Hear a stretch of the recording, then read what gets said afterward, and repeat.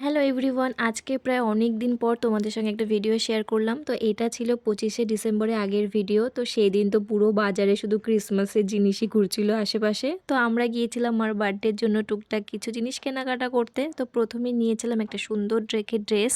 তারপর আমরা অনেক ঘোরাঘুরি করার পর অনেক রাত্রি হয়ে গেছিলো, কিন্তু কেকের দোকান খুঁজে পাইনি। তো সেই দিন আর কেকটা নিয়ে আসতে পারিনি। পরের দিন, এটা ছিল পরের দিনের ভিডিও। তো বুনু কলেজ থেকে আসার পথে এই সুন্দর কেকটা নিয়ে এসেছিলো।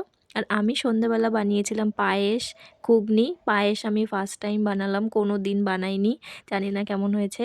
তারপর আমি লুচিও বানিয়েছিলাম। আর মা কাছ থেকে চলে এসেছে। মা তোকে জানতোই যে কিছু না কিছু একটা হবে।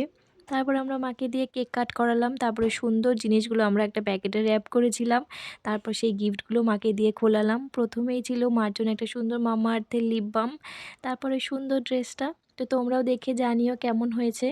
তারপর আমরা খাওয়া দাওয়া করলাম। তো ভিডিওটা এই পর্যন্তই, দেখে জানিও কেমন লাগলো। দেখা হচ্ছে নেক্সট কোনো মিনি ব্লগে।